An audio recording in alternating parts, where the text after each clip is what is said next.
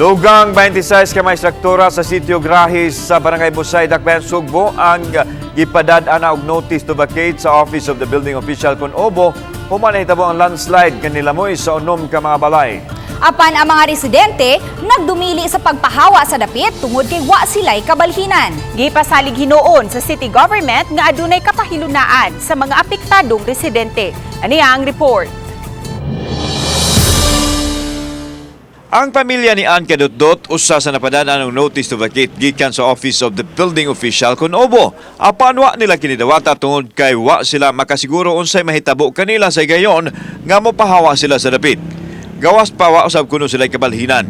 Ingon usab nini ang gihimo sa ubang mga mulupyo kinsa nagtuo nga luwas ra gihapon sila sa ilahang kahimtang. Mo nang napangusog sad mi na dili la sad unta kay kami kabaw jud mi kung kanang kuan sa di aware man sad mi sa mga sa amo ang gistayhan. Og imo nyo mi papawaan sir mahawa mi pero tagay mi house and lot na kamoy tukod balay.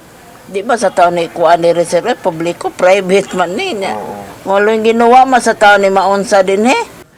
Kabahin sila sa 26 ka mga struktura nga gipabakantihan base sa rekomendasyon sa Obo.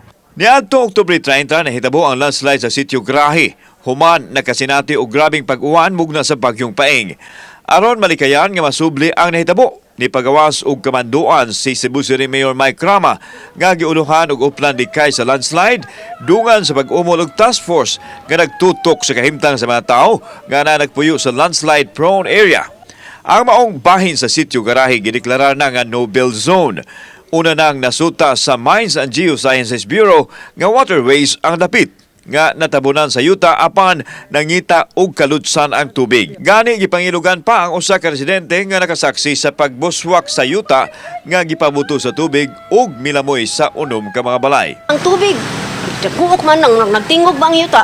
Oo, nag-ana ba ko? Nagan mi dire. Ato makita ingon ini ka abunda sa supply sa tubig kini nga portion sa sitio Grahi, Barangay Busay.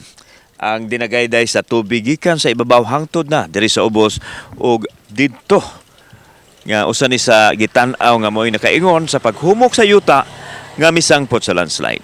Samtang iklaro sa Obo nga proactive measures ang ilang gihimo nga pagpadaog notice ngadto sa mga mulupyo. Kinahanglan consolidated ang atong idea kay dili man pwede nga moingon mi oy balhin na mo at the end of the day ang report dili inana ka dangerous. So we have to look into this. Paabot lang ta, ang importante lang we gave notice nga nadto sila sa area nga gitawag nato danger zone.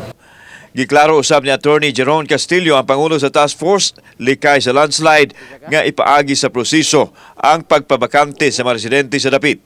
Gipaniguro usab ni Attorney Colin Rosell, ang Executive Secretary to the Mayor, nga dunay mahatag nga relocation ang mga apektadong residente. There needs to be a staging area or a temporary relocation site for such, and surely it will be addressed because that's how sensitive this administration is.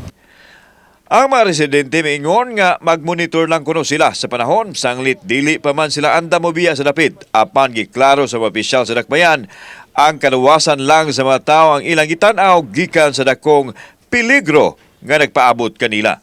Kauban si Clover Lumayag, ako si Alan Domingo. Balitang Bisdak.